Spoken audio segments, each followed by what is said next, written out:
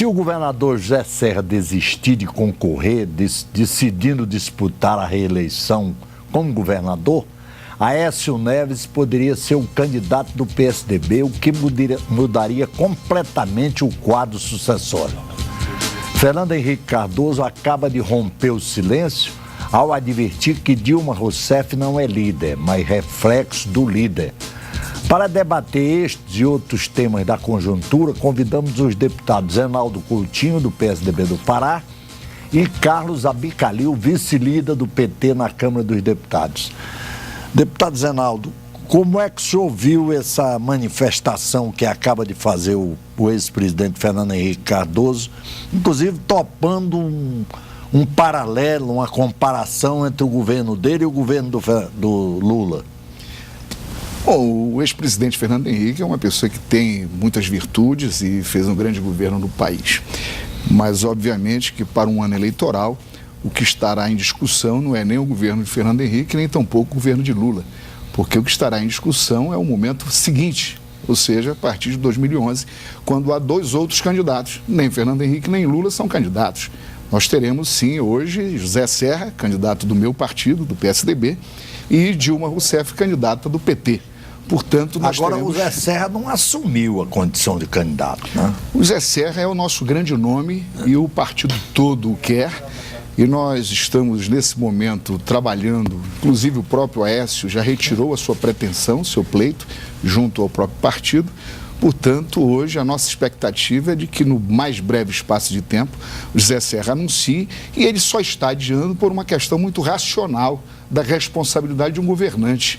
Ele hoje governa o maior estado da federação, que enfrenta hoje dificuldades climáticas terríveis. Nós estamos acompanhando aí mais de 40 dias de chuvas ininterruptas, e ele obviamente tem que trabalhar ativamente no sentido de superar essas dificuldades, da mesma forma concluir grandes obras que estão em andamento.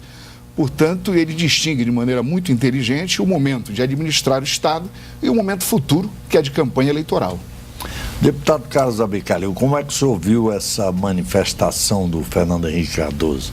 Sobretudo a decisão dele aceitando o desafio de comparar o governo dele com o do governo do Lula, os 8 anos do Lula. Não há como fugir desse tema. Nós vamos para um momento de escolha.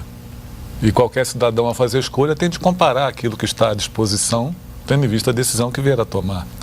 O ex-presidente Fernando Henrique, concordo aqui plenamente com o deputado Zenaldo, não é candidato, tampouco Lula é candidato. Mas a população, ao olhar a perspectiva de futuro, necessariamente fará comparações daquilo que concretamente experimentou entre os 8 anos de um governo de uma orientação determinada e 8 anos de outro governo com outra orientação.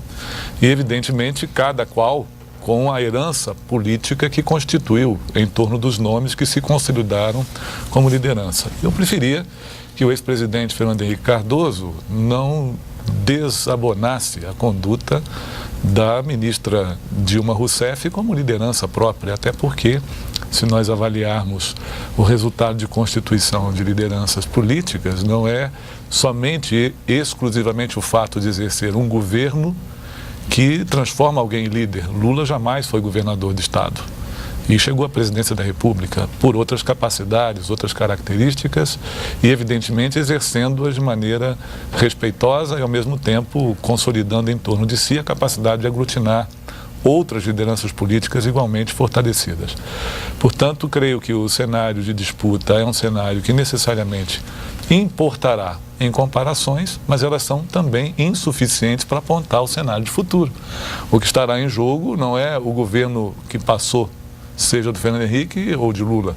O que estará em jogo é o governo que virá, num cenário de ampla expectativa positiva da população, de retomada de boas expectativas econômicas. As últimas 2 pesquisas de opinião divulgadas por institutos que realizam séries históricas revelam isso, no momento, inclusive, que já mostram a reação projeções, da Dilma, né? Claro, também, que acompanha essa mesma expectativa, no meu entendimento.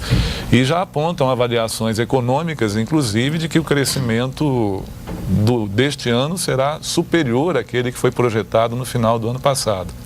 Ontem mesmo os comentaristas econômicos, ao mencionarem a relação de balança comercial, mesmo com o déficit de balança importando mais do que exporta, a característica das importações é de importações de maquinário e de cobre, intimamente vinculados ao investimento produtivo, notadamente bens de capital, para o fortalecimento da indústria nacional.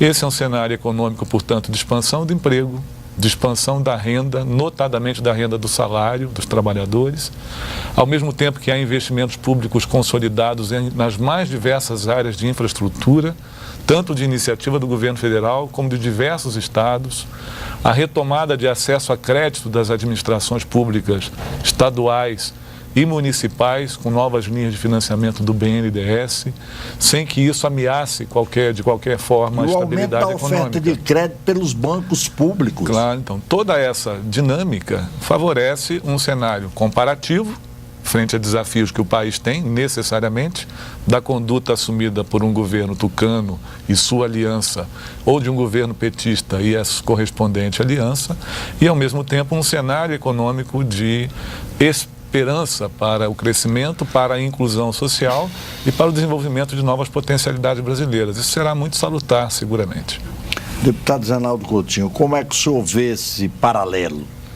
Como é que o senhor vê o governo do Lula? Bom, inicialmente como homem de oposição que o senhor é? A gente ia considerar, primeiro com referência ao governo Lula, que ele, candidato, foi uma coisa e ao iniciar o governo foi outra absolutamente distinta. A começar pelo Banco Central, onde ele foi buscar um deputado federal eleito pelo PSDB para ser o presidente, Henrique Meirelles. Ou seja, ele já mudou totalmente a sua lógica do entendimento da economia e de toda a sua pregação histórica no momento que assumiu o governo. E foi inteligente ao fazê-lo, porque ele permaneceu com todas as políticas macroeconômicas do governo anterior. Da mesma forma, ele ampliou a rede de proteção social consolidada no governo passado, no governo de Fernando Henrique. Se nós nos lembrarmos da Bolsa Escola, se nós nos lembrarmos do Vale Gás, se nós nos lembrarmos do Programa de Erradicação do Trabalho Infantil, toda uma rede de proteção social instalada no governo anterior, que foi apelidada de Bolsa Família. Agora ele ampliou muito, ampliado. Né? Ele ampliado e a gente tem trabalhado aqui no Congresso favorável a isso. Nós não somos contrários ao Bolsa Família, nunca o fomos. Temos apoiado e mantido uma expansão da política criada pelo governo do PSDB.